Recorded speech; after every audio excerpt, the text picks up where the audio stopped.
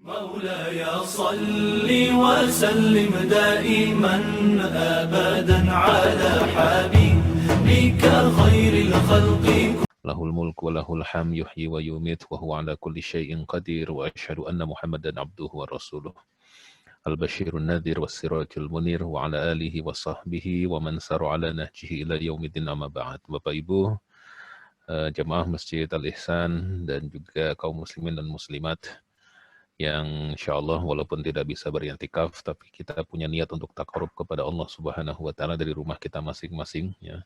Walaupun juga ternyata beragam pendapat para ustadz, ya.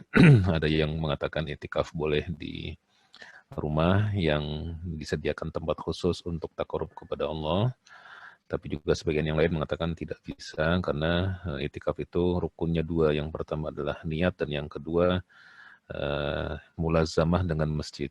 Jadi komitmen dengan masjid. Dan memang hampir semua mazhab itu sepakat bahwa masjid itu merupakan syarat sahnya itikaf. Ya. Tapi ala kulli hal, terlepas dari tidak penting sebenarnya memperdebatkan sah tidak sahnya itikaf, tapi substansinya kita sama-sama ingin takarub kepada Allah. Dan ini menggambarkan kepada kita dari rumah pun kita bisa takarub kepada Allah kok, gitu ya.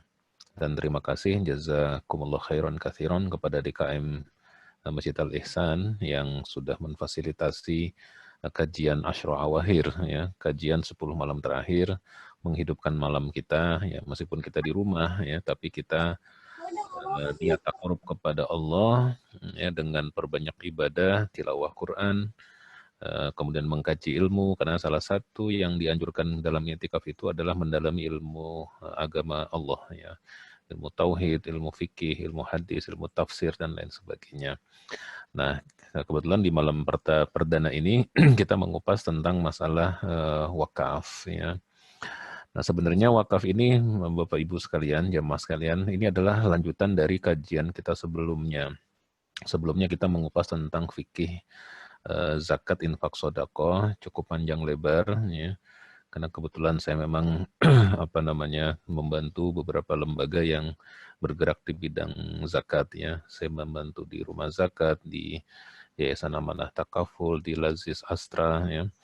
Dan ya masih dekat rumah juga gitu ya. Dan lain sebagainya. Sehingga karena sering ada yang konsultasi tentang zakat, sehingga saya bisa membuat materi ringkas dan sederhananya yang praktis gitu ya. Nah, kalau wakaf memang intensitasnya tidak setinggi intensitas zakat, ya. Karena kita itu pemahaman terhadap zakat aja masih kurang, apalagi terhadap wakaf. Ini lebih rendah lagi, lebih kecil lagi. Ya, padahal wakaf ini sesuatu yang sangat penting. Zakat dengan wakaf itu sama-sama merupakan ibadah yang sifatnya maliyah. Ibadah yang sifatnya itu adalah mendermakan harta di jalan Allah Subhanahu wa Ta'ala. Cuma bedanya kalau zakat itu harus habis. Kalau wakaf tidak boleh habis itu, gitu ya. Jadi kalau infak sodakoh, ya dia harus habis dikonsumsi. Tapi kalau wakaf, dia sesuatu yang diwakafkan itu tidak boleh habis. Dia harus tetap utuh. Ya, atau dengan bahasa yang lebih sederhananya itu, dia sesuatu yang diwakafkan itu tidak boleh begitu digunakan langsung habis. Maka tidak bisa mewakafkan makanan, mewakafkan air, ya. Ya, tetapi mewakafkan sumber makanannya boleh, mewakafkan sumber airnya boleh, seperti sumur dan seterusnya, termasuk wakaf, ya. Kalau nanti Masjid Al-Ihsan dan saya juga mendoakan yang mudah-mudahan tanah yang 3.000 meter itu, ya tentu bagi kita memang besar, ya 3.000 meter kali harganya berapa itu per meternya, bagi kita besar, tapi bagi Allah sih segitu kecil sekali, ya. Nah, tinggal kita sekarang ada instrumen yang namanya wakaf yang mungkin bisa menjadi salah satu alternatifnya. Kalau 3.000 meter per meternya sekian, kita bisa lelang aja. Jadi lelang tanah wakaf untuk perluasan Masjid Al-Ihsan. Jadi per meternya berapa tuh? Ya 1 meternya sekian juta. Mungkin kalau per meter terlalu mahal, dibagi lagi 1 meter dibagi 9, bikin kotak-kotak, ini 1/9 dari 1 meternya berapa, sehingga nanti kita bisa membuat sertifikat wakaf, bukan sertifikat ya, membikin wakaf, cash wakaf, nanti cash wakaf belakangan lagi nih, kita bisa menawarkan kepada masyarakat mau berwakaf nggak? Ya ada yang tawaran 1 meter, setengah meter gitu kan, 1/4 meter, dan seterusnya, dengan harga yang bervariasi sesuai dengan kemampuan. Nah, saya yakin sih kalau, cuma kan karena sekarang kondisi lagi COVID ya, jadi kita semua sedang terhalang. Mungkin nanti kondisi normal, ekonomi membaik ya, mungkin bisa kita carikan solusi bersama-sama. Dan rata-rata sih kalau untuk masjid itu biasanya prosesnya akan jalan dan bisa untuk dibebaskan insya Allah. Nanti manfaatnya juga luas. Bisa juga nanti untuk amal usaha masjidnya dibikin tempat yang kemudian disewakan untuk acara pernikahan, tempat parkir, ya, dan lain sebagainya. Di samping tentunya tadi yang bangunan untuk madrasah atau untuk apa. Ya. Dan itu insya Allah membawa manfaat buat masjid sehingga masjid bisa semakin makmur dan masjid tidak hanya mengandalkan donatur memberikan sumbangan, tetapi masjid punya amal usaha yang nanti dari situ dia bisa menghidupkan sendiri. Itulah wakaf gitu ya. Jadi ketika itu nanti wakaf ya, apa namanya, tanah 3.000 meter itu jadi tanah wakaf, tanah itu tidak boleh habis. Dia harus tertahan sesuai dengan makna wakaf. Mungkin biar jelas Bapak Ibu ya, saya tampilkan aja slide sederhana saya tentang wakaf ya. Mungkin tidak praktis yang zakat, karena kalau zakat hitung-hitungannya lebih macam-macam ya. Kalau wakaf kan tidak terlalu banyak hitungannya. Ini saya tampilkan aja. Ini bukan PPT sebenarnya, tapi hanya catatan aja ya. Jadi wakaf untuk investasi akhirat, Bapak Ibu sekalian, kita ini sering lupa ya. Sering lupa bahwa dalam kehidupan ini kita suka berinvestasi, tapi investasinya itu adalah selalu investasi duniawi. Sebagai contoh, kalau saya sebagai orang tua, pasti yang kepikiran oleh saya adalah bagaimana saya nanti ketika anak-anak saya sudah mulai besar, mau kuliah segala macam, saya punya dana untuk biaya kuliah anak-anak gitu ya. Kemudian nanti kalau saya sudah semakin tua, saya punya investasi. Kalau saya udah pensiun, saya masih punya income gitu. Yang kita pikirkan biasanya terbatas hanya untuk kehidupan dunia. Investasi jangka panjang iya, tapi hanya terbatas lingkup dunia. Jarang sekali di antara kita yang punya pemikiran bahwa kita itu harus investasi, yang investasinya itu menembus batas kehidupan dunia sampai ke akhirat. Padahal Allah berfirman dalam surat Al-Qasas ayat 77, "Wabtaghi fima ataqallahu darul akhirah." Jadi, dan raihlah ya atas apa yang telah Allah berikan kepada kamu di kehidupan dunia ini untuk kehidupan akhirat. Karena kita semua Bapak Ibu akan mudik pulang kampung ke kampung akhirat. Ya. Dan ketika kita akan mudik ke kampung akhirat, tentu kita harus punya persiapan. Mudik ke kampung halaman yang ada di dunia ini saja, kita perlu persiapan yang luar biasa. Ya, tahun ini kita terhalang mudik ya. Tapi biasanya seperti saya, kalau saya mudik ke Jawa Tengah gitu ya, itu saya 3 bulan sebelum hari keberangkatan mudik, saya udah pesan tiket kereta api. Ya, berangkat, ya artinya pulang dan pergi. Ya, gitu, dan itu kan perlu dana gitu ya, dan dananya tidak sedikit. Jadi untuk mudik ke kampung dunia yang saya pulang ke tempat asal saya di Jawa Tengah aja, saya harus mempersiapkan uang, membeli tiket, ya, kemudian juga punya kira-kira nanti di sana punya planning, di sana mau ngapain aja, biayanya berapa, gitu ya. Kan kita harus menghitung, termasuk nanti oleh-oleh buat keluarga yang di sana dan lain sebagainya. Kita harus persiapkan sedemikian rupa, ya. Nah, padahal kita di kampung halaman paling mungkin cuma seminggu, ya. Selama-lamanya 2 minggu, dan itu udah jarang. Kita pulang mudik Lebaran 2 minggu itu jarang, karena kita punya kewajiban kembali ke Jakarta dan sekitarnya, Depok dan sekitarnya, untuk beraktivitas kembali, bekerja, dan lain sebagainya. Nah, untuk mudik yang hanya sebentar saja persiapannya begitu matang, gitu. Tapi kita seringkali tidak mempersiapkan dengan persiapan yang matang untuk mudik kita ke kampung yang kita akan mudik di sana, dan kita tidak akan balik lagi ke dunia ini kalau kita sudah mudik ke sana. Makanya Allah mengingatkan kita surat Al-Qasas ayat 77 tadi, "Wabtaghi fima ataqallahu darul akhirah." Raihlah, carilah atas apa yang Allah anugerahkan kepada engkau, resources yang kau miliki ini, darul akhirah, untuk kepentingan akhirat.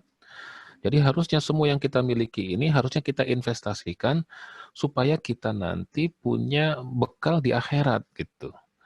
Baru kemudian Allah berfirman, wala tansa nasibaka minad dunya, tapi jangan kamu lupakan nasibmu, nasibaka, nasibmu, nasib itu bahasa Arab ya. Bagianmu, nasibmu dari kehidupan dunia. Artinya dunia itu sekedar jangan lupa aja.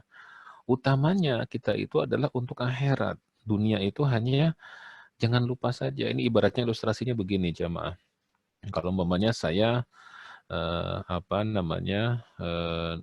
dulu kan saya di pesantren ya. Jadi umpamanya begini. Orang tua saya nyuruh saya, Rizza, pergi kamu ke kota A gitu ya. Nanti di sana datanglah ke pesantren A gitu ya.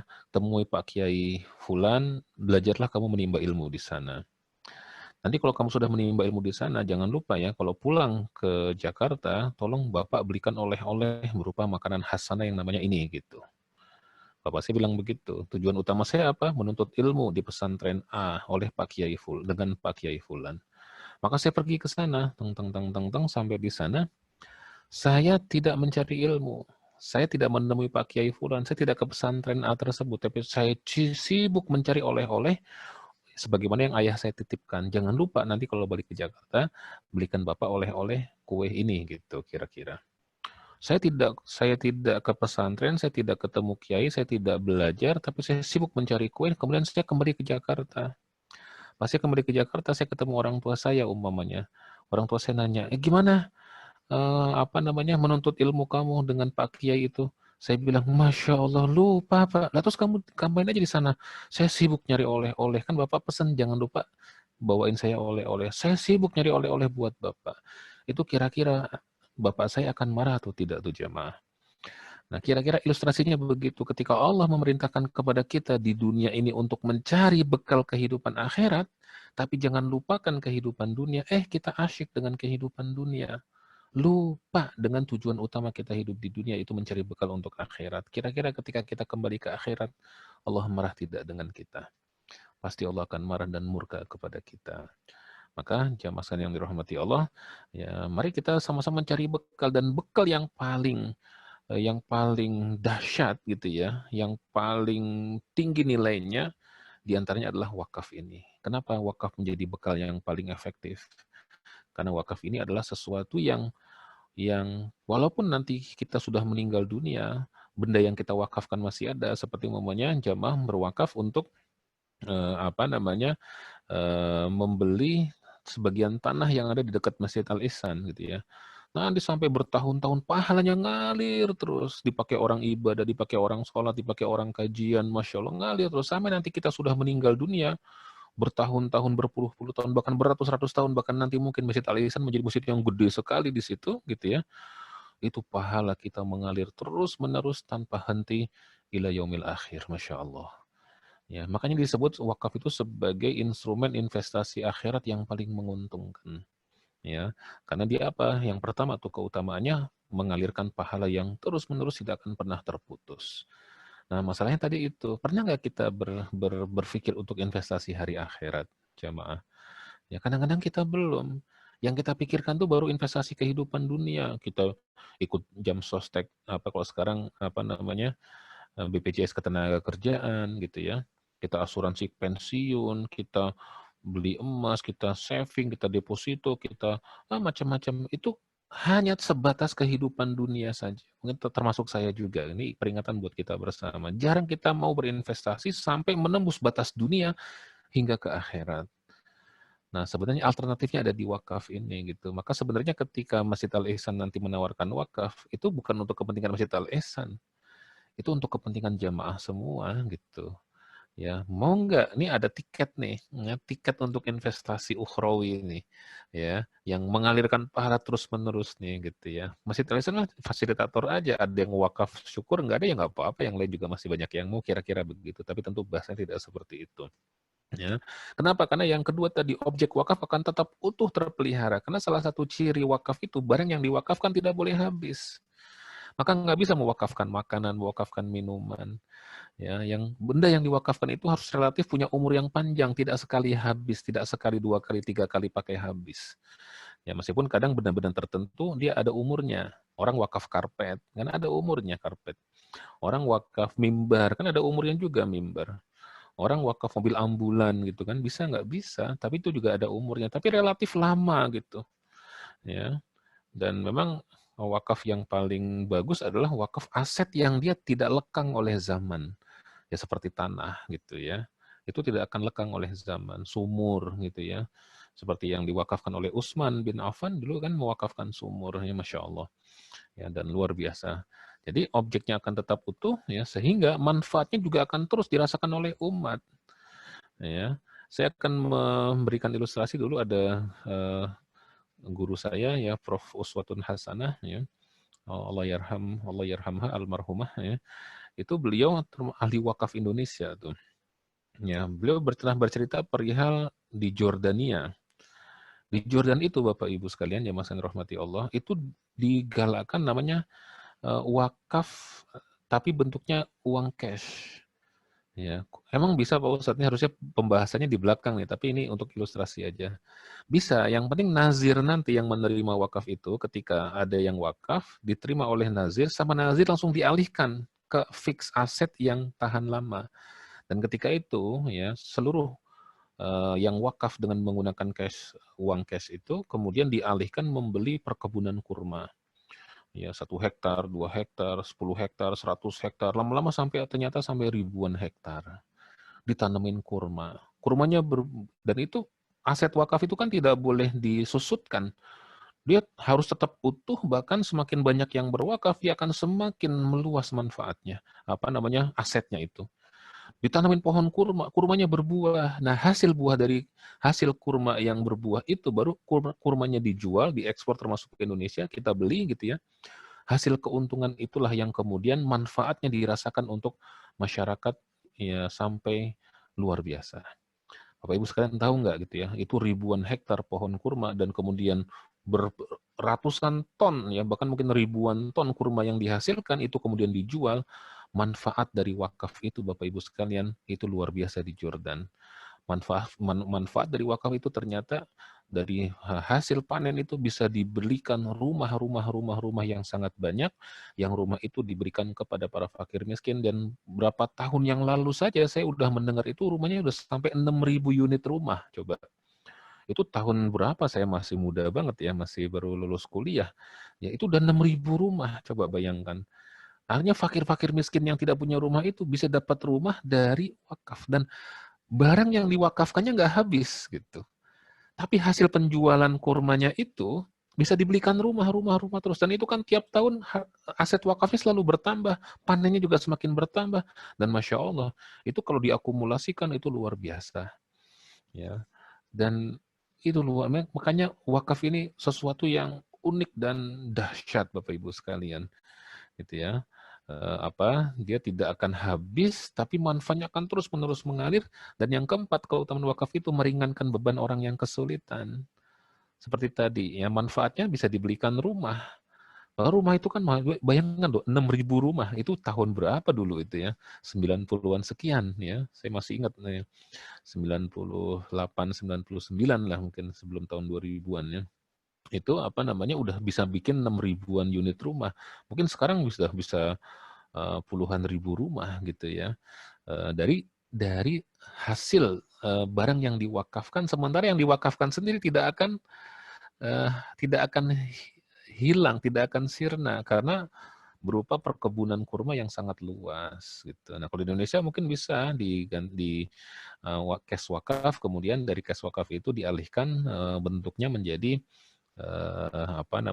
kelapa sawit. Saya nggak tahu ya secara pertanian masih menjanjikan atau tidak gitu ya. Kalau kurma itu kan luar biasa ya, tidak ada lekangnya ya, itu terus ya. Dan apalagi kan ada kita sunnahnya makan ketika berbuka puasa kan membatalkannya dengan kurma gitu ya. Maka bisa meringankan beban, dibelikan rumah, bisa dibangun sekolahan. Nanti sekolahnya gratis buat fakir miskin, biayanya nanti dari hasil pengembangan harta wakaf tadi gitu ya. Bisa bikin rumah sakit untuk fakir miskin, bisa bikin macam-macam.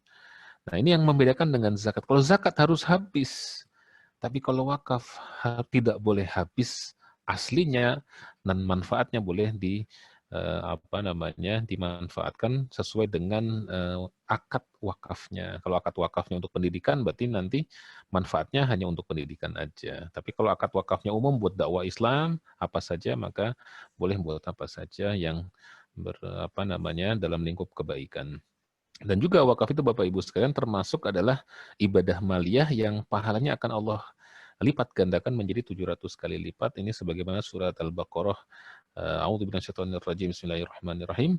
Matsalul ladzina yunfiquna amwalahum fi sabilillahi kamatsali habbah. Perumpamaan orang yang membelanjakan hartanya di jalan Allah, dan wakaf itu termasuk orang yang membelanjakan hartanya di jalan Allah itu kamatsali habbah, seperti orang yang menanam satu benih, ya, yang satu biji, ya, yang ambatat sab'a sanabil, yang dari satu biji itu kemudian tumbuh menjadi tujuh gitu ya. Fi kulli sumbulatin mi'atu habah, setiap masing-masing tangkai ini 100 melahirkan 100 biji lagi. Jadi dari satu biji dikali lipatkan menjadi 700 kali lipatnya, Masya Allah. Jadi pahalanya luar biasa. Dan yang keenam adalah balasannya adalah surga. Jadi orang yang berwakaf itu, ya, itu balasannya adalah surga. Allah berfirman kepada kita, wasari'u ila magfiratin mir rabbikum wa jannatin arduhas samawati wal ardu uiddat lil muttaqin alladzina yunfiquna fis sarra'i wad dharra, ya. Itu orang-orang yang membelanjakan harta mereka di jalan Allah baik dalam kondisi suka maupun dalam kondisi lapang maupun dalam kondisi sempit. Fis sarra'i wad dharra. Dan mereka mendapatkan apa? Wasari'u ila magfiratin mir rabbikum wa jannatin, mendapatkan jannah yang arduhas samawati wal ardu, yang luasnya seluas langit dan bumi. Jadi kalau kita lihat dari konsep dari sisi ini itu begitu sangat luar biasa konsep wakaf itu. Bapak Ibu sekalian yang dirahmati Allah, jamaah yang disayangi Allah, mari kita lihat apa sih sebenarnya definisi wakaf itu gitu ya. Dari segi bahasa, wakaf itu berasal dari kata waqafa yang memiliki beberapa makna. Yang pertama, tahbis, tertahan. Apa artinya? Artinya adalah harta yang diwakafkan itu harus tertahan. Nggak boleh habis gitu maksudnya. Kemudian tasbil, tertawan, ya, harus utuh. Al-man'u, mencegah. Tercegah tidak boleh kemudian termakan atau menjadi berkurang dan seterusnya. Ya. Karena harta yang diwakafkan itu atau pokok asal dari harta tersebut harus tertahan, tertawan, artinya tidak boleh habis dikonsumsi. Ya, kira-kira itu. Sedangkan menurut istilah, wakaf adalah menahan asli harta dan mendermakan hasilnya di jalan Allah Subhanahu wa Ta'ala, seperti kasus yang tadi saya sampaikan di Jordan tadi, ya. Kita ada digalakkan untuk cash wakaf. Wakaf dalam bentuk uang tunai dialihkan oleh nazirnya ke bentuk aset berupa perkebunan kurma gitu ya. Nah, kemudian dari kebun kurma itu tidak boleh habis, tidak boleh berkurang harta wakaf itu. Tapi kemudian kebun kurma membuahkan hasil, ya. Nah, hasilnya itu kemudian didermakan di jalan Allah. Bantu fakir miskin, untuk dakwah, untuk apa. Bahkan bisa juga loh, momennya kalau seperti di Jordan itu, kita galakkan di Indonesia gitu ya. Kemudian bisa momennya sampai kita punya puluhan ribu hektar kelapa sawit gitu ya dari dana wakaf. Dan kelapa sawitnya itu membuahkan hasil, hasilnya itu besar, maka bisa kita gunakan dakwah fisabilillah umpamanya untuk membeli TV gitu ya, stasiun televisi, dan kemudian isinya dakwah gitu ya. Jangan isinya hanya apa namanya, sinetron-sinetron yang walaupun kadang-kadang casingnya bagus ya, azab kubur apa segala macam, tapi di sisi yang lain kadang-kadang itu menimbulkan perspektif yang negatif juga ya. Kayak orang Islam kok meninggalnya susah-susah amat sih begitu gitu ya. Tapi kita perlu memang ada siaran TV yang bagus, yang ideal Islaminya, dan itu bisa dibiayai dari hasil manfaat dana wakaf itu gitu ya. Nah, dengan definisi yang lain, ya, wakaf itu adalah menahan suatu benda yang kekal zatnya dan memungkinkan untuk diambil manfaatnya. Jadi zatnya itu harus kekal, sumur, tanah, bangunan, gitu ya, makam, kuburan, ya, kemudian tempat buat sarana pendidikan, tempat buat rumah sakit itu bisa apa namanya, dijadikan aset-aset wakaf atau diwakafkan, ya, dan memungkinkan untuk diambil manfaatnya guna diberikan untuk jalan kebaikan. Jadi kira-kira gambarannya itu, mudah-mudahan tergambar sama Bapak Ibu sekalian ya. Nah, nomenklatur wakaf dalam Al-Quran, Bapak Ibu sekalian, itu kadang wakaf itu, maaf, baterai saya udah mau habis, saya harus ngecas dulu sebentar. tadi lupa.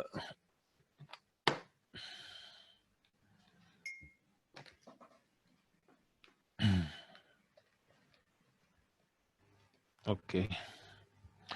Ya, baik Bapak Ibu sekalian rahmati Allah. Jadi nomenklatur wakaf itu dalam Al-Qur'an kadang wakaf itu diidentikan dengan al-khair. Ini sebagaimana firman Allah surat Al-Hajj ayat 77. Kutiba alaikum idza hadara ahadakumul maut in taraka khairan lil wasiyah lil walidaini wal aqrabin. Kamu diwajibkan berwasiat apabila sudah didatangi tanda-tanda kematian dan jika kamu meninggalkan harta yang banyak untuk ibu bapak dan karib kerabat dengan cara yang ma'ruf. Ini adalah kewajiban atas orang yang takwa. Artinya kita dianjurkan ketika kita sudah melihat tanda-tanda kita akan meninggal dunia, kita berwasiat. Berwasiatnya itu apa? Al-khair. Khair itu di sini maksudnya adalah harta. Harta yang digunakan untuk kebaikan. Di antaranya adalah kalau menurut para sebagian ulama ya, dalam ayat tentang wasiat, al-khair diartikan dengan harta benda. Oleh karena itu perintah melakukan al-khair berarti perintah untuk melakukan ibadah yang sifatnya bendawi. Yaitu salah satunya adalah wakaf. Jadi kalau kita sudah mau meninggal dunia, sudah ada tanda-tanda, biasanya orang kalau sudah mau meninggal dunia, dia ada tanda-tanda tertentu, tanda-tanda khusus, maka dia sebaiknya kalau punya harta yang cukup banyak, ya, dia berwasiat sebagian hartanya itu diwakafkan untuk investasi dia di yaumil akhir. Nah syukur-syukur bapak-bapak, ibu-ibu, jamaah, ya kita nggak usah nunggu menjelang meninggal. Ya, kalau tadi seperti Masjid Al-Ihsan yang umpamanya dia kemudian dengan izin Allah ya dimudahkan urusannya mudah-mudahan tadi mau membebaskan 3.000 tanah itu langsung aja dikapling-kapling di kotak-kotak per meternya sekian dilelang aja.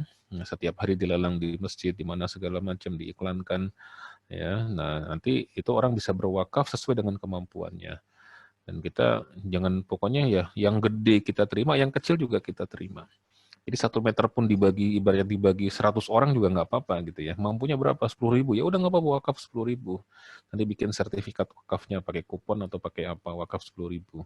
Itu lama-lama insya Allah bisa terbebaskan. Gitu ya. Nah jadi wakaf itu sebagai al-khair. Yang kedua wakaf sebagai sodakoh jariyah. Ini hadisnya masyhur idza mata ibnu Adam in qata alahu min amalihi ila min salatin. Kalau anak cucu Adam itu meninggal, maka akan terputus seluruh amalnya kecuali 3 perkara. Ya. Yang pertama adalah sodakotun jariyah. Nah, ulama mengatakan yang dimaksud dengan sodakoh jariyah itu adalah wakaf. Yaitu sodakoh yang dia tidak habis. Sodakoh itu ada 2. Ada yang habis dikonsumsi, ada yang tidak habis dikonsumsi. Nah, yang tidak habis dikonsumsi ini adalah wakaf.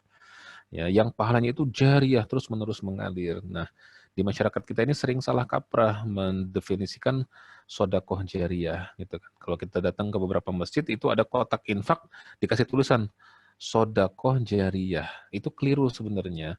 Jadi ini yang apa namanya yang salah kaprah tadi saya katakan ya. Dia dinamakan jariyah kenapa? Karena kotak infaknya itu jalan jariyah, jalan. Jadi itu kotak infak yang jalan. Padahal yang dimaksud dengan sodakoh jariyah itu adalah sodakoh yang ketika kita bersedekah, meskipun kita sudah meninggal dunia kelak, pahalanya itu masih terus-menerus mengalir. Sedangkan kalau kita kontak infak di masjid tadi kita sodakohkan itu dan itu dipakai untuk operasional masjid gitu ya, dan itu pahalanya besar luar biasa, tapi dia tidak jariyah, pahalanya terus-menerus, hanya saat kita berinfak tadi itu aja. Nah kalau wakaf itu dia jariyah Bapak Ibu, ini yang membedakan apa namanya wakaf dengan ibadah-ibadah yang non wakaf tadi. Ya makanya wakaf itu sebenarnya sangat-sangat menarik bagi orang yang tergiur dengan return di investasi ukhrawi gitu ya. Ya, jadi jangan hanya investasi duniawi lah gitu, investasi ukhrawi. Jadi kalau saya sebagai ustadz ya pengennya sih mendorong lah Masjid Al-Ihsan udah apa namanya bismillah gitu kan, tapi ya jangan nekat juga ya, harus diperhitungkan potensi dan kemampuan serta karena kan 3.000 meter itu ya lumayan banyak ya, lumayan besar ya. Artinya kita harus juga punya skenario A kalau terpenuhi semuanya atau skenario B ternyata tidak bisa terbeli semuanya itu gimana gitu ya. Nah, itu juga perlu jadi pemikiran dan pertimbangan harus musyawarah bukan hanya DKM tapi juga dengan mungkin tokoh masyarakat, ustadz atau siapa yang kemudian bisa dimintai pendapatnya. Nah, kemudian silahkan dirembuk terus cari solusinya. Kita ingat kalau walladzina jahadu fina lanahdiyannahum subulana. Orang yang sungguh-sungguh dijalani kata Allah maka akan kami tunjukkan jalan-jalan kami ya. Nah, yang ketiga adalah wakaf sebagai ahbas tadi tahbis ya, yaitu bahwa benda yang diwakafkan itu tidak boleh hilang, tidak boleh sirna. Nah, ini adalah kejadian kisahnya Umar bin Khattab. Jadi Umar bin Khattab itu punya tanah ya yang ada di sebuah tempat, dan tanahnya ini sangat strategis banget ya. Maka Umar berkata kepada di Khaybar ya kepada Rasulullah, Rasulullah, ini adalah harta yang paling berharga yang aku punya, dan aku ingin bersedekahkan di jalan Allah, kira-kira begitu. Ya, maka kata Nabi apa? In syi'ta habasta aslaha wa tasaddaq biha. Kalau kamu mau ya, tahan pokoknya. Jadi harta itu pokoknya ditahan, asli harta itu ditahan, wa tasaddaq biha, tapi hasil dari kebunnya Umar itu disedekahkan gitu. Maka akhirnya Umar mensedekahkan itu, dan inilah menurut para ulama ini merupakan wakaf pertama dalam Islam itu terjadi dilakukan oleh Umar bin Khattab. Masya Allah, gitu ya. Luar biasa, Umar, Masya Allah. Memang Umar itu keistimewaannya sangat banyak sekali. Nah, yang ketiga adalah wakaf sebagai albir, ya. Kan dalam Al-Quran Allah berfirman, laisal birro an tuwallu wujuhakum, bukan, lan tanalul birro hatta tunfiqu mimma tuhibbun. Ya, kamu tidak akan mencapai albirro, kebaikan, sampai kamu mau menginfakkan apa yang kamu cintai. Sahabat Nabi datang, dia mengatakan mirip dengan kasusnya Umar. Ya Rasulullah, sesungguhnya aku mendengar ayat ini.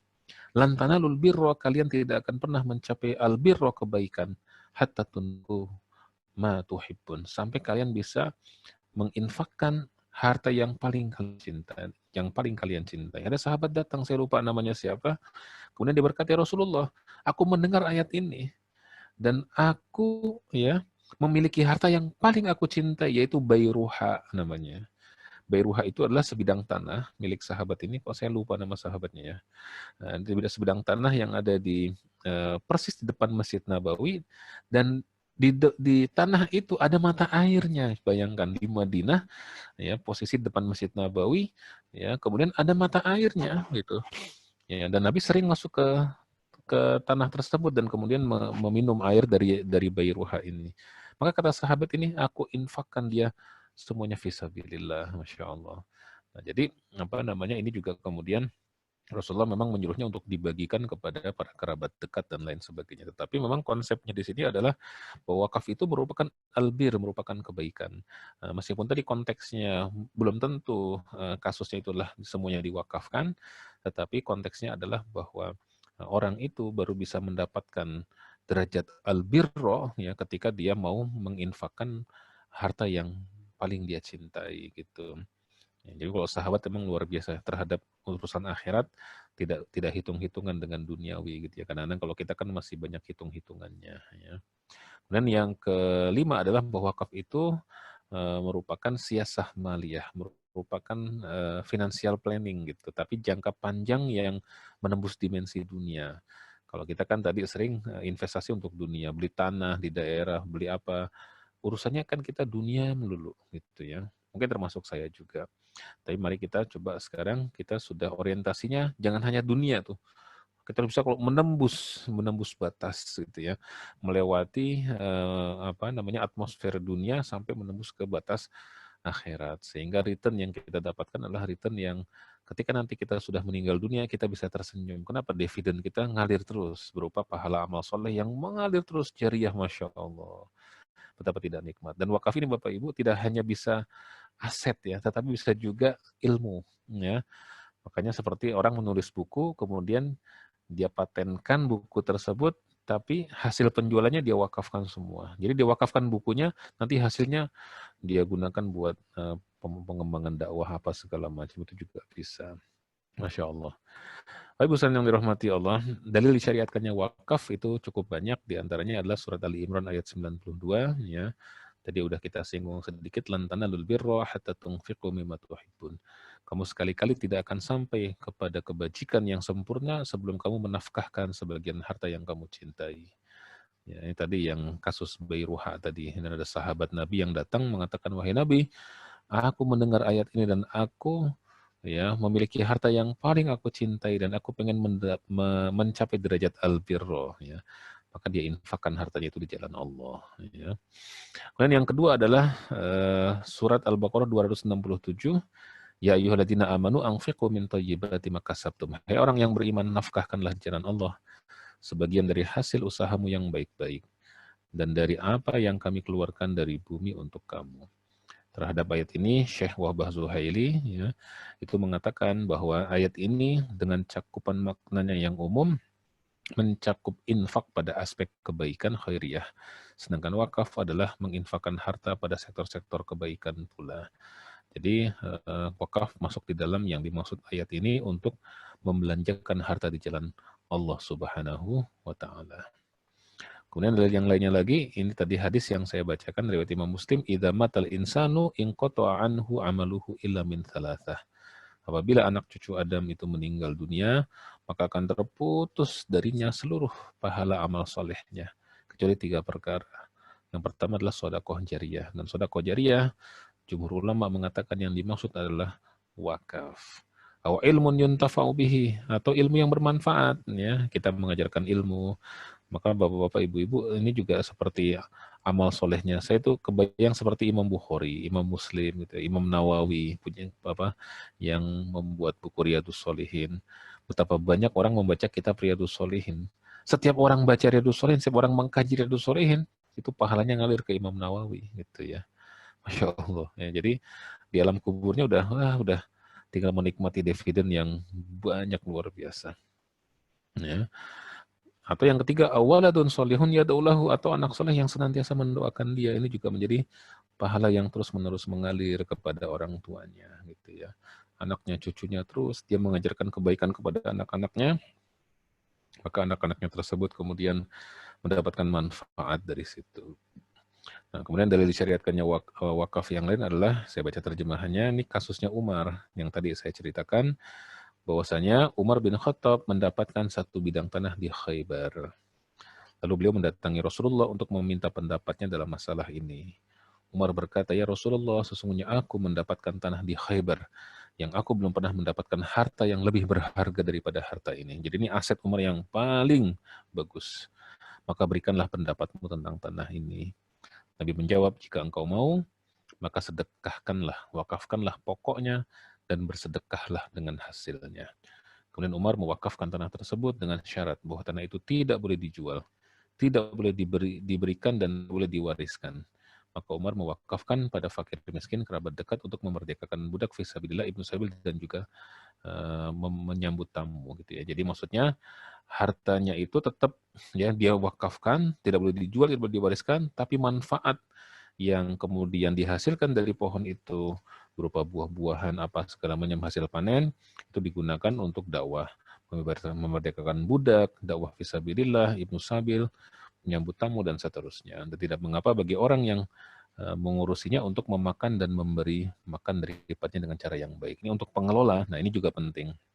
Jadi ketika ada harta yang diwakafkan seperti tadi untuk membeli kebun kurma gitu ya. Nah, uang yang diwakafkan tidak boleh dipakai oleh amil sedikit pun. Tetapi ketika dialihkan menjadi kebun kurma dan kemudian kurmanya itu berbuah, hasil buahnya itu dijual, ya, dan ada hasilnya yang banyak itu, maka nazir itu berhak untuk mendapatkan 10% ya dari total hasil ya, dari hasil wakaf ya, bukan dari harta yang diwakafkan. Harta yang diwakafkan tidak boleh diambil oleh nazir ya. Kalau di zakat kan amil namanya, kalau di wakaf namanya nazir yang mengelola wakaf. Itu boleh mengambil maksimal 10% untuk pengelolaannya. Jadi kalau ada lembaga wakaf, dia bikin badan usaha gitu ya, kemudian dia segala macam ya, badan hukum gitu ya, dia bikin badan hukum kemudian bikin usaha, maka nanti hasil dari harta yang diwakafkan itu, seperti kalau kita kelapa sawit, dari penjualan kelapa sawit itu hasilnya itu maksimum 10%-nya bisa digunakan untuk operasional kantor, biaya gaji pegawai, biaya kesekretariatan, dan lain sebagainya. Tuh. Oke, kemudian, nah ini ketentuan-ketentuan dalam wakaf. Yang pertama adalah harta wakaf harus tetap. Tidak boleh habis dikonsumsi, tidak dapat dipindahkan kepada orang lain, baik dijual belikan, dihibahkan, maupun diwariskan, ini tidak bisa. Yang kedua, harta wakaf terlepas dari pemilikan orang yang mewakafkannya. Jadi harus terlepas. Ini bukan lagi milik yang mewakafkan, udah milik Allah gitu ya. Yang ketiga, tujuan wakaf harus jelas peruntukannya, yaitu termasuk perbuatan baik menurut ajaran Islam. Jadi tidak boleh wakaf tapi untuk dibangun bioskop, gitu kan? Wakaf untuk ya nggak boleh. Jadi wakaf untuk sesuatu yang perbuatan baik dalam ajaran Islam. Ya, kecuali tadi bioskopnya bioskop ilmu pengetahuan yang memberikan pendidikan yang baik kepada generasi muda dan seterusnya. Ya. Bukan bioskop seperti yang ada sekarang yang memutar film-film dan seterusnya, menjadi tempat ikhtilat ya laki-laki perempuan ya dan seterusnya. Yang keempat, harta wakaf dapat dikuasakan kepada pengawas yang memiliki hak ikut serta dalam harta wakaf sekedar perlu dan tidak berlebihan. Jadi maksudnya adalah ya tadi harta wakaf itu bisa diawasi oleh pengawas yang memiliki hak ikut serta dalam harta wakaf. Ya sekedar perlu dan tidak berlebihan. Ya maksudnya tadi ya ada nazir, yang nazir itu mungkin masih punya hubungan juga dengan orang yang mewakafkan, ya masih boleh juga. Dan dia masih boleh mengambil manfaat dari hasil tadi ya. Boleh, tidak mengapa, tapi maksimal tadi 10% dalam undang-undang zakat kalau tidak salah.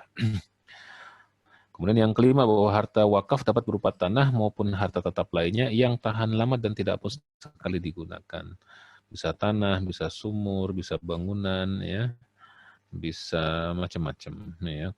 Tapi tidak boleh yang bisa buku, bisa Al-Quran, itu bisa juga diwakafkan. Tapi barang-barang yang habis ya dikonsumsi, ya seperti pakaian ya atau makanan khususnya atau minuman, itu tidak bisa diwakafkan. Kalau mau mewakafkan itu mewakafkan sumber mata airnya gitu ya. Di beberapa masjid itu ada yang wakaf apa namanya, kan suka ada yang tempat untuk minum itu ya, tempat untuk minum yang ada kerannya gitu ya, nanti orang ngambil. Nah itu mewakafkan itu ada tuh di beberapa masjid, saya lihat di Masjid Astra gitu ya, itu ada di pojokan itu alat minum yang kayak di Timur Tengah itu, yang kalau kita pencet keluar airnya, nanti kita tinggal pakai gelas ya kita minum. Airnya ya tidak boleh diwakafkan, tapi alat dan sumber airnya boleh diwakafkan. Karena kalau air kan diminum habis, nasi beras dimakan habis, nggak boleh. Tapi sawahnya boleh wakaf, sumurnya boleh wakaf gitu. Nah, yang kelima, harta wakaf dapat berupa tanah maupun harta tetap lainnya yang tahan lama dan tidak punah sekali digunakan. Nah, yang berikutnya adalah rukun wakaf. Itu ada, yang pertama adalah al-wakif, orang yang berwakaf, yang disebut dengan wakif. Yang kedua adalah al-mauquf, harta yang diwakafkan. Kemudian yang ketiga mauquf alaih, tujuan wakaf, ya, tujuan atau peruntukan wakaf haruslah sejalan dengan dan tidak bertentangan dengan syariat Islam. Mauquf alaihnya ya untuk pendidikan, untuk fakir miskin, untuk apa tuh mauquf alaih. Kemudian sighatul wakaf, pernyataan wakaf, ya wakaf harus disighatkan. Saya mewakafkan tanah saya untuk ini gitu ya. Ya harus ada sighatnya dengan jelas, tulisan maupun dengan isyarat. Namun wakaf juga dinyatakan sah apabila ada ijab ya, dari wakif tanpa qabul dari mauquf alaihnya. Ya. Jadi kita datang ke nazir ya, saya wakafkan buat masjid, terus nazirnya diam aja, tetap sah ya. Karena ini akad tabaru, bukan seperti akad tijari. Kalau akad tijari ijab qabulnya dua belah pihak harus jelas. Tapi kalau akad tabaru cukup satu pihak, seperti hadiah, sodakoh, itu amal tijari. Jadi ada orang miskin, kita ngasih uang ke dia, ngasih 100.000, dia nggak mengatakan apa-apa, ya itu sah jatuhnya. Tapi kalau kita jual beli, ada orang jualan jeruk, kita kasih uang 20.000, kita ngambil beberapa jeruk, dia tidak respon, itu tidak sah jual belinya. Ya. Oke, kemudian syarat-syarat dalam wakaf yang lain adalah wakaf tidak dibatasi dengan waktu tertentu, ya. Ya, kemudian yang kedua, tujuan wakaf harus jelas, seperti mewakafkan sebidang tanah untuk masjid, mushola, dan seterusnya. Yang ketiga, wakaf harus segera dilaksanakan setelah dinyatakan oleh yang mewakafkan tanpa digantungkan kepada terjadinya satu peristiwa di masa mendatang. Ya. Kalau nanti gempa bumi, tanah ini jadi tanah wakaf, nah itu nggak boleh. Ya. Kemudian yang keempat, wakaf merupakan perkara yang wajib dilaksanakan tanpa adanya hak khiyar. Ya. Pernyataan wakif berlaku seketika dan selamanya. Itu kira-kira secara umum syarat-syarat wakaf.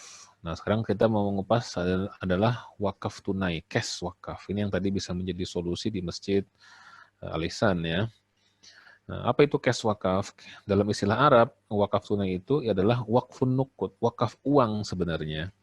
Cuma kan orang kita sering menyebut uang itu dengan cash wakaf. Jadi yang kemudian diterjemahkan ke dalam bahasa Inggris menjadi cash wakaf. Lalu diterjemahkan lagi ke dalam bahasa Indonesia dengan dua istilah. Pertama wakaf tunai dan yang kedua wakaf uang gitu. Namun yang harus digarisbawahi adalah wakaf itu memang harus bersifat cash, tunai, tidak boleh hutang. Nah, sebenarnya yang paling tepat itu cash wakaf itu atau wakaf tunai itu yang paling tepat sebenarnya wakaf uang gitu, yang paling tepat sebenarnya ya. Tapi udah terlanjur menjadi istilah yang umum di kita adalah cash wakaf atau wakaf tunai. Karena wakaf itu harus tunai, baik aset ya berupa tanah atau bangunan atau apa harus tunai gitu ya. Ya, kalau tidak tunai ya nggak bisa. Nah, tapi yang dimaksud di sini adalah cash wakaf. Kenapa cash wakaf ini penting? Ya, nanti akan kita kupas, kita baca dulu. Sedangkan dari segi istilahnya, wakaf tunai adalah penyerahan hak milik berupa uang tunai kepada seseorang atau lembaga nazir pengelola wakaf, di mana ketentuan hasil dan manfaatnya digunakan untuk amal kebajikan sesuai dengan syariat Islam dengan tidak mengurangi atau menghilangkan jumlah pokoknya. Nah, itu syaratnya itu. Ada orang wakaf 1 juta, maka 1 juta ini nggak boleh berkurang gitu. Nah, kecuali ada inflasi itu lain soal. Maka oleh nazir harus pintar-pintar. Ini dialihkan ke aset apa? Emas. Cuma emas kan dia nggak bisa diapa-apain. Cuma diem aja gitu. Nggak akan berkurang, tapi diem aja, nggak bisa menghasilkan. Maka harus dicari, diputar otak, dibelikan tanah, dibikin masjid 2 lantai, masjid yang bawahnya buat ruang serbaguna disewakan buat pernikahan, buat ruko, buat apa segala macam, sehingga operasional masjid bisa tercukupi dari sewa gedung untuk pernikahan dan seterusnya, ruang serbaguna dan seterusnya tadi. Nah itu bagus, jadi dia menghasilkan. Ya. Nah sebelum kita masuk ke hukum cash wakaf, Bapak Ibu sekalian rahmati Allah. Jadi cash wakaf ini penting. Kenapa penting? Karena begini. Kadang saya pernah sholat di satu masjid, saya dapat tugas ceramah di salah satu masjid, diundang ceramah di salah satu masjid. Yang saya lihat masjid itu berdiri megah, tapi di seberang masjid itu ada musola, persis berseberangan, dan jalannya bukan jalan besar, jalan kampung yang kecil yang cuma muat 1 mobil aja gitu. Jadi saya bilang Masya Allah, kok begini ya? Yang waktu yang berwakaf tanah buat bangun masjid, memang pengen bangun masjidnya di situ. Karena dia memang punya tanahnya di situ. Sementara yang musola juga orang yang dia juga pengen punya amal jariah tadi, dan dia punya tanah yang ada di situ doang, diwakafkan buat musola. Karena tanahnya juga kecil dan itu berseberangan. Akhirnya apa? Jamaahnya nggak ada. Ya artinya kasihan gitu, nggak produktif dan nggak efektif. Ya, nah ini kalau wakafnya itu berupa cash, nah ini nazir bisa mengelolanya dengan baik. Di mana daerah yang butuh masjid, sana cari tanahnya yang ideal, beli gitu kan. Jangan dekat dengan masjid yang lain gitu kan. Jangan dekat dengan musola yang lain, nggak produktif nanti. Apalagi umpamanya antara masjid yang berdekatan ini alirannya berbeda. Ya anggaplah satu kunut, satu nggak kunut gitu. Nanti malah jadi ribut, sumber konflik gitu. Ya, jadi kira-kira begitu. Nah, jadi cash wakaf itu penting seperti itu. Nah, sekarang kita lihat apa hukum cash wakaf. Secara umum pandangan ulama terhadap wakaf tunai atau wakaf uang terbagi menjadi 2. Pertama, ada yang membolehkan dan ada pula yang tidak membolehkan. Di antara mazhab yang tidak membolehkan adalah mazhab Hambali. Mazhab Hambali tidak boleh cash wakaf itu. Karena uang dinilai mazhab Hambali itu akan habis. Karena uang itu kan dipakai gitu. Ya. Dalam fikih Islami Wadilatuhu, Syekh Wahbah Zuhaili mengatakan bahwa menurut pandangan Hanabilah dan sesuatu yang tidak dapat dimanfaatkan melainkan dengan menghabiskan barang tersebut tidak boleh diwakafkan menurut kebanyakan fuqaha seperti dinar dan dirham, uang, makanan, minuman, lilin dan yang sejenisnya. Ya. Karena wakaf adalah menahan asli harta dan mendermakan hasilnya di jalan Allah, sedangkan sesuatu yang tidak dapat dimanfaatkan kecuali dengan dihabiskan zatnya maka tidak boleh diwakafkan. Ya. Tapi ulama yang lain mengatakan cash wakaf ini boleh, wakaf uang ini boleh. Yang terpenting tidak menjadikan uang tersebut habis terkonsumsi. Maka nazirnya harus nazir yang kompeten untuk mengelola aset wakaf berupa uang dialihkan ke aset lain yang menghasilkan.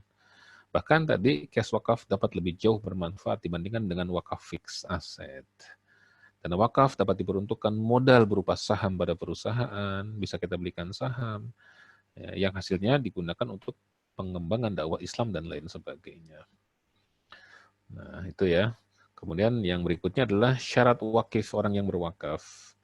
Ya, wakif atau orang yang berwakaf boleh mensyaratkan sesuatu pada peruntukan harta yang diwakafkannya. Misalnya, seseorang yang mewakafkan sebidang tanah, tapi dia mensyaratkan untuk didirikan madrasah khusus duafa, atau khusus laki-laki, atau khusus perempuan. Boleh dia mensyaratkan seperti itu selama tidak bertentangan syarat-syarat yang tersebut dengan syariat Allah. Pokoknya dia, saya bikin madrasah tapi khusus untuk waria aja, ya nggak bisa.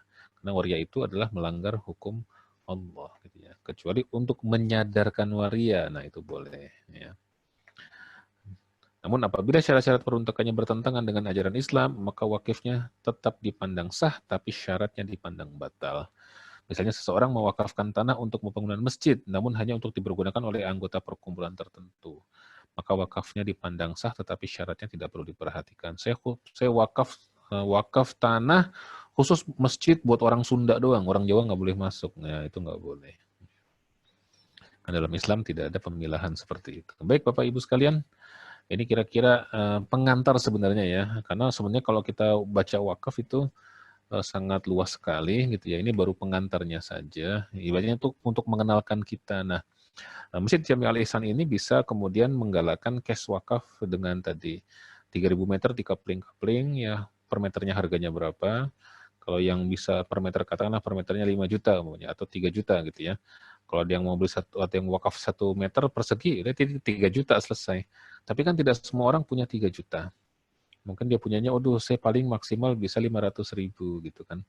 Kan berarti berapa tuh kalau 3 juta, 500.000. Ya, 1/9-nya gitu ya. Maka ya udah nggak apa-apa, terima.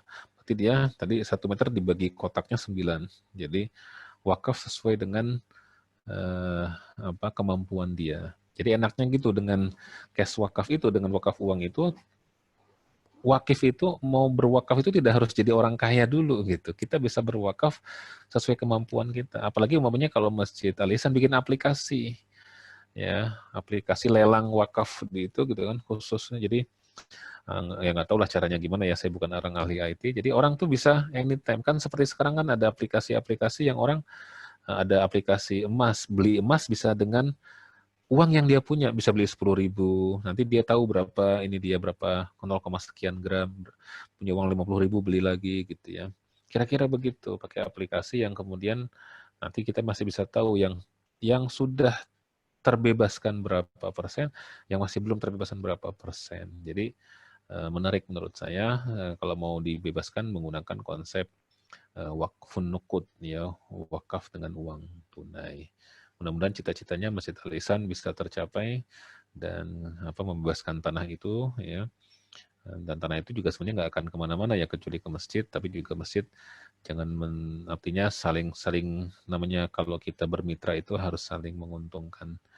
Jangan kemudian kita menekan harga ya, kecuali memang sananya mereka niatnya juga mewakafkan, jadi harganya harusnya per meter sekian, mereka menurunkan karena ingin mendapatkan pahala, dapat wakafnya juga, wah itu luar biasa gitu ya. Khair, mudah-mudahan ada manfaatnya. Tafadhol, saya kembalikan kepada pembawa acara Pak Adi. Assalamualaikum warahmatullahi wabarakatuh. Waalaikumsalam warahmatullahi wabarakatuh. Jazakallah khairan kasir kepada Ustadz yang telah memberikan wawasannya, baik itu mungkin tadi saya mencatat ada beberapa poin Ustadz. Yang pertama yaitu zakat itu harus habis, sedangkan wakaf itu tidak usang ataupun bisa digunakan bisa berkelanjutan gitu seperti itu. Ya. Kemudian juga yang kedua yaitu wakaf itu merupakan return of ukhrawi, jadi pengembalian ataupun bekal kita sampai dengan atau investasi kita sampai dengan akhirat. Kemudian juga tadi Ustadz memberikan wawasan mengenai syarat dan rukun wakaf gitu kan, seperti itu. Kemudian Ustadz, ini banyak sekali pertanyaan, mungkin saya baca satu-satu pertanyaannya, dan kemudian Ustadz bisa memberikan pandangan atau jawabannya. Yang pertama, pertanyaannya, Ustadz, dapatkah kita berwakaf atas nama orang tua kita yang sudah wafat? Dan apakah ada dalilnya mengenai itu? Iya, jadi boleh kita berwakaf untuk orang tua yang sudah wafat. Dalilnya kalau tidak salah ada salah seorang sahabiah yang datang menghadap Nabi dan bertanya, "Ya Rasulullah, bagaimana ketika aku mau bersedekah atas nama orang tuaku? Apakah itu pahalanya sampai kepada orang tuaku?" Dan Nabi bersabda sampai, cuma saya lupa nih riwayat siapa dan nanti harus saya cari dulu, tapi riwayatnya ada ya. Cuma riwayat siapa saya lupa gitu ya. Artinya kita boleh dan bisa berwakaf atas nama orang tua karena kita pengen supaya orang tua kita terus-menerus mendapatkan pahala yang mengalir ya, karena kan sudah tidak ada gitu ya. Sementara mungkin kita sebagai anaknya merasa perlu nih orang tua kita mendapatkan pahala amal soleh yang terus-menerus mengalir, maka bisa kita berwakaf atas nama orang tua dan insya Allah pahalanya akan sampai bukan hanya kepada orang tua tapi juga kepada kita sebagai anak yang soleh. Wallahu a'lam. Bisa lanjut pertanyaan berikutnya.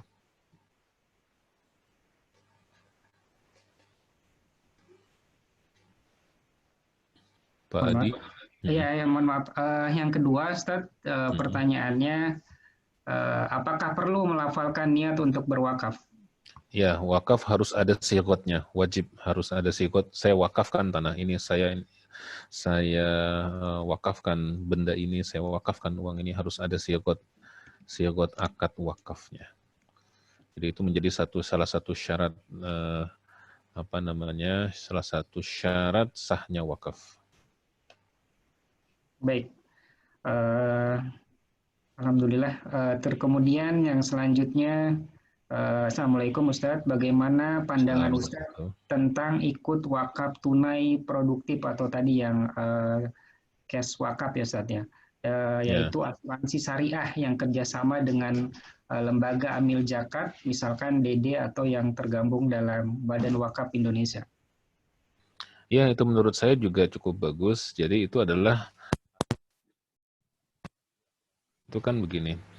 Kita membayar kontribusi. Kalau di konvensional namanya premi. Nah, kontribusi itu nanti adalah kalau kita mempunyai perjanjian 10 tahun, kita sebelum masa 10 tahun kita meninggal dunia, maka kan ada uang manfaat yang diberikan kepada ahli waris.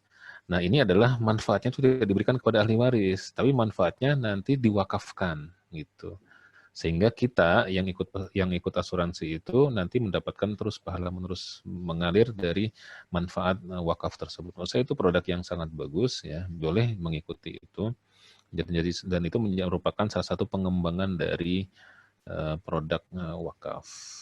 Saya rasa mungkin bagus. Yang penting pastikan asuransinya syariah, kerjasamanya dengan lembaga-lembaga yang juga seperti tadi yang sudah kompeten, mungkin rumah zakat, mungkin dompet duafa, atau mungkin yang lain-lain lah kira-kira, tapi yang kompeten. Wallahu a'lam. Baik, selanjutnya Ustaz, selanjutnya pertanyaan dari jamaah atau dari partisipan ini mengenai apabila ada yang berwakaf rumah di perumahan tersebut, kemudian rumah itu dijual karena tempatnya kurang pas, kemudian hasil jual itu dibeli lagi dengan tanah yang lain, kemudian juga lebih bermanfaat buat umat. Boleh tidak wakaf seperti itu, Ustaz? Iya, memang kalau ada setahu saya ada beragam pandangan ulama ya. Ada yang mengatakan secara mutlak bahwa aset wakaf itu tidak boleh diperjualbelikan apapun alasannya. Kalau menurut pendapat yang pertama begitu, berarti memang tidak boleh. Nah, yang kedua adalah dia boleh dikonversi ke lahan sejenis atau ke tanah sejenis yang lebih manfaat. Seperti tadi umpamanya, jadi sebenarnya bahasanya bukan dijual tapi dipindahkan. Jadi di sini dia tidak manfaatnya kurang karena letaknya yang tidak bagus, dipindahkan ke tempat lain yang lebih bagus. Nah, cuma jadi itu dipindahkan ke sana. Ya mungkin prosesnya bisa dengan jual beli dan lain sebagainya. Dan ada yang mengatakan itu boleh selama tadi tujuannya adalah untuk memindahkan aset ya, bukan untuk menjual aset wakafnya. Kalau dijual tidak boleh, tapi kalau dia dipindahkan ke tempat yang lebih bagus, maka itu hukumnya boleh. Wallahu a'lam bishawab. Baik, kemudian pertanyaan selanjutnya, apakah wakaf harus digunakan untuk kepentingan umum? Tidak boleh wakaf untuk individual? Wakaf itu manfaatnya harus untuk kepentingan umum, ya. Untuk kepentingan kelompok saja itu diperdebatkan ulama. Contohnya gini, saya bangun masjid yang masjidnya hanya boleh dipakai oleh orang Sunda aja gitu ya. Itu diperdebatkan ulama. Yang lain mengatakan wakafnya sah, tapi syaratnya nggak sah. Jadi nanti ketika udah jadi masjid, siapa aja tetap boleh memanfaatkan itu. Jadi satu kelompok aja dipermasalahkan, apalagi manfaatnya untuk satu orang itu nggak boleh. Itu bukan wakaf namanya, itu hibah, ya, hibah kepada orang lain. Jadi manfaatnya harus kepada, karena orang berwakaf itu kan ingin dapat pahala, dan pahala itu semakin gede pahala kalau manfaatnya semakin banyak bisa dirasakan oleh banyak orang. Wallahu a'lam. Kemudian selanjutnya pertanyaannya, jadi apakah tanah, bangunan ataupun kebun wakaf itu kena pajak di negara Indonesia? Jika iya, siapa yang harus membayarnya, Ustaz? Misalkan yang bersangkutan itu wakaf kebun, lalu kebunnya itu tidak menghasilkan karena bencana, misalkan kebanjiran gitu, Ustaz. Apakah itu tetap Ya. kena pajaknya? Dan kalaupun kena, itu siapa yang akan membayarnya gitu, Ustaz?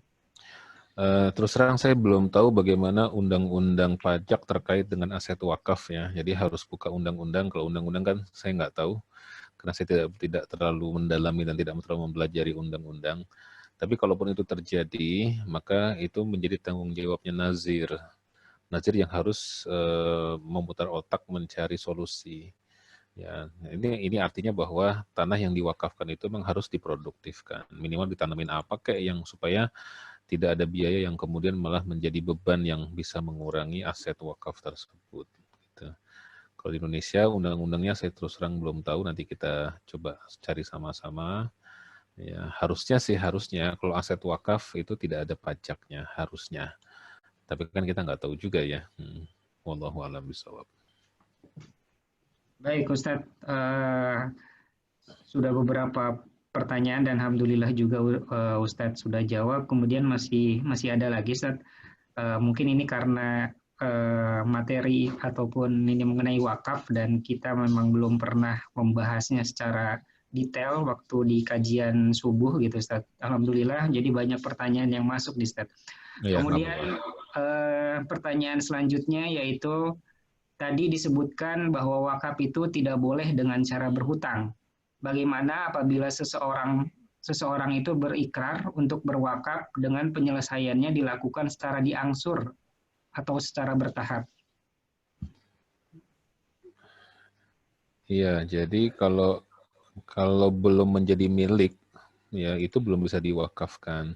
Kecuali kalau seperti tadi ya, kasusnya adalah menggunakan wakaf uang, kemudian Masjid Al-Ihsan maunya melelang tanah yang ada di depan masjid, kemudian dilelang, bisa dilelang berdasarkan meter persegi atau di bawah meter persegi gitu ya, atau berdasarkan petak, sekian petak harganya sekian gitu ya. Sehingga kalau orang punyanya 500.000 maka dia dapatnya segini gitu kan. Nggak punya lagi 500.000 lagi dapatnya segini lagi gitu ya. Nah kalau begitu bisa. Jadi seberapa yang dia punya, segitu yang dia bebaskan. Tapi kalau saya mau 1.000 meter nih gitu ya, tapi nyicil gitu ya, maka itu belum jadi wakaf. Ya, belum jadi wakaf, kecuali mungkin namanya janji untuk wakaf. Jadi berjanji untuk wakaf dan dia cicil. Yang jadi tanah wakafnya itu adalah tanah yang sudah dia bebaskan dengan uang yang dia tebus tadi. Yang belum dia bebaskan maka belum menjadi aset tanah wakaf. Kira-kira begitu, wallahu a'lam. Baik, kemudian Ustaz masih ada pertanyaan yang selanjutnya. Pertanyaannya yaitu apakah panitia wakaf boleh menolak orang yang berwakaf karena mengenal orang tersebut mendapatkan harta itu dengan cara yang haram? Iya, boleh, karena prinsipnya itu adalah la yaqbalullahu shadaqatan min ghulul. Allah tidak akan menerima sedekah dari harta yang kotor, yang curang. Jadi kalau kita tahu koruptor benar-benar dia diketahui oleh orang 99,99% hartanya adalah harta haram, maka kita harus dengan cara yang baik-baik menolaknya. Pak, mohon maaf, ini kelihatannya dari Bapak kami belum bisa terima, gitu ya, oleh alasan yang sifatnya adalah alasan prinsip dasar kami aja gitu. Jadi kira-kira begitu. Karena tadi konsepnya dalam Islam tidak boleh menerima sedekah dari barang yang haram. Dan bisa juga kan orang tadi juga nanti jadi money laundry kan, ya, jadi tempat pencucian uang dan seterusnya di kita sebagai panitianya. Nah kalau kita nggak tahu dan secara umum orangnya terlihat baik dan seterusnya, ya sudah kita terima aja, husnuzon aja. Wallahu a'lam. Baik, mungkin Ustadz, ini pertanyaan yang masuk lagi mengenai kalau satu lembaga pendidikan itu mensyaratkan uang masuk dalam jumlah tertentu dan sebagian dari jumlah tersebut sebagai wakaf, apakah penamaan tersebut sah mengingat wakaf memerlukan niat murni dari sang wakif bukan ditentukan oleh orang lain? Lembaga wakaf, lembaga pendidikan boleh saja dia menerapkan konsep seperti itu. Artinya dia karena dia mungkin membutuhkan dana untuk meluaskan lahan. Seperti umumnya kadang-kadang pesantren gitu ya. Nah pesantren itu kadang-kadang kan idealnya pesantren itu seminimal-minimalnya tanah itu kan 2 hektar ya. Nah dia mungkin cuma 1 hektar. 1 hektar itu sangat kurang kalau buat pesantren. Mungkin jangka pendek masih mencukupi, tapi jangka panjang masih sangat kurang. Sehingga dia perlu membebaskan tanah yang ada di samping kanan samping kirinya. Sementara mungkin dananya terbatas. Maka dia boleh saja mensyaratkan kepada si pendaftar ada uang pangkal, yang uang pangkal itu sebagiannya adalah wakaf. Meskipun memang idealnya harusnya syarat itu tidak mengikat, hanya sebagai opsional aja. Ya, tapi kalau sebenarnya itu mengikat, dia bisa mengkomunikasikannya dengan orang tua siswa, orang tua calon santri, gitu ya. Maka sebenarnya kalau dia bisa meyakinkan wali santri itu malah bagus. Kalau wali santrinya, iya saya mau wakaf nih. Jadi itu ibaratnya dia membayar uang dari sisi kita sebagai orang tua, gitu ya. Kita untung. Ya kita bayar uang muka, tapi uang mukanya jadi wakaf dan itu jadi pahala terus-menerus mengalir. Ya, sebenarnya kita untung gitu ya. Nah, tinggal mungkin komunikasi dan sarana. Memang idealnya jangan dipaksa, opsional aja. Saya yakin kalau itu opsional, Pak, ini ada uang pangkal. Kadang-kadang gini, uang pangkal 5 juta, uang pangkal 10 juta termasuk wakaf 3 juta, atau Bapak membayar uang pangkalnya 8 juta tanpa ada wakaf gitu. Orang pasti mikir, oh ada wakafnya ya 3 juta ya, 1 meter atau sekian meter persegi. Ini pahalanya ngalir terus, Pak. Pasti orang tua akan milih, oh iya ya saya kalau gitu ini aja lah yang ada wakafnya gitu ya. Jadi memang ya mungkin perlu kita bersama-sama belajar ilmu marketing supaya orang yang yang mau berwakaf itu menjadi tertarik gitu. Wallahu a'lam. Baik Ustadz, alhamdulillah pertanyaan yang masuk kepada kami di grup chat ini sudah kami bacakan semuanya. Kemudian juga sudah Ustadz jawab dengan terlugas dan memberikan wawasan kepada kami. Mungkin seperti yang saya ungkapkan di awal, yaitu bahwa ini merupakan kajian perdana dan alhamdulillah tadi sudah sekitar 50 orang yang partisipan yang masuk dan ikut join. Mungkin minta bantuannya ke bapak-bapak maupun ibu-ibu.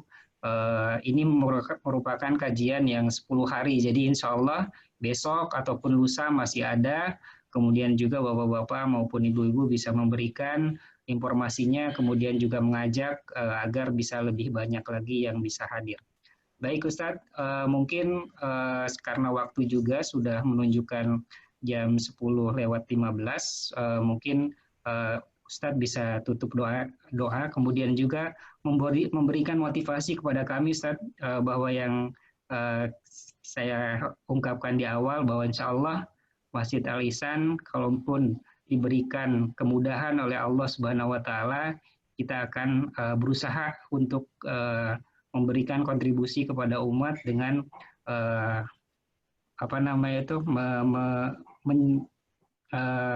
mengambil ataupun mengambil jalan, yaitu untuk berwakaf mengenai pembelian tanah tersebut, Ustaz.